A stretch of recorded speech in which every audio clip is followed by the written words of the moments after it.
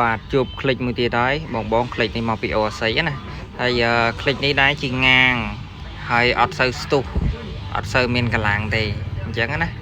ហើយគាត់មកគឺយើងដោះឆែកខាងសាពៀនឲ្យគាត់ទៅឃើញថាសាពៀនប្រេះណាយា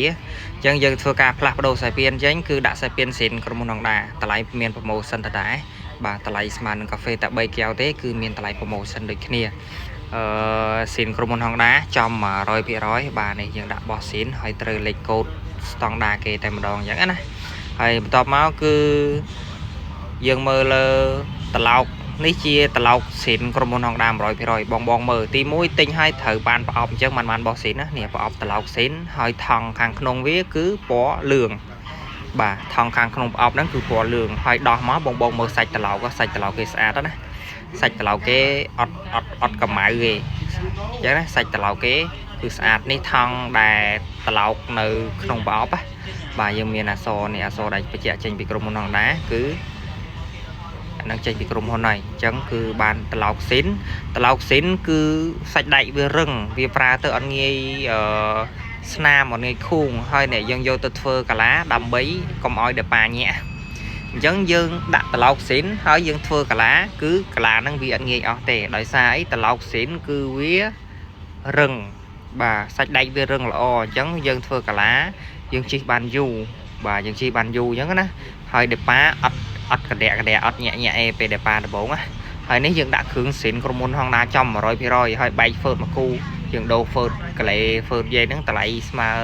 អត់ដល់កាហ្វេមួយកែវទេយើងដូរដាក់ហ្វឺតស៊ីនតែម្ដងអញ្ចឹងណាហើយមុននឹងយើងដាក់ក៏យើងលាងសម្អាតជាមួយនឹងទឹកថ្នាំលាងខាងសាពៀននឹងឲ្យស្អាត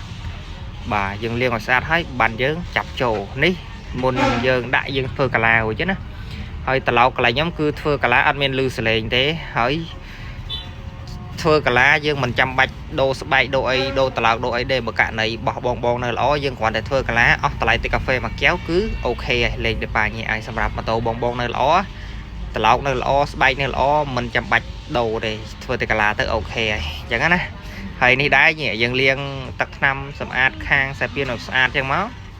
ហើយបានយើងធ្វើការរៀបចូលអញ្ចឹងណាយើងលាងឲ្យស្អាតហើយយើងធ្វើការរៀបចូលដាក់គ្រឿងស៊ីនចំលេខកូដវាល្អ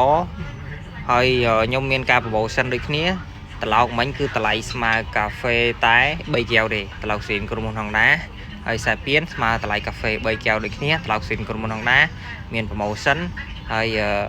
សម្រាប់បងចង់លាងកាទះគឺតម្លៃតែ$2ទេដោះលាងកាទះមកស្អាត free ខ្លាញ់គោឲ្យមកស្អាតខ្លាញ់គោស៊ីនហុងដាធន់នឹងកម្ដៅអញ្ចឹងណាដើម្បីឲ្យការប្រើប្រាស់ខាងកាទះបានយូរបងគួរតែឧស្សាហ៍ដោះលាងខាងសាពៀនផង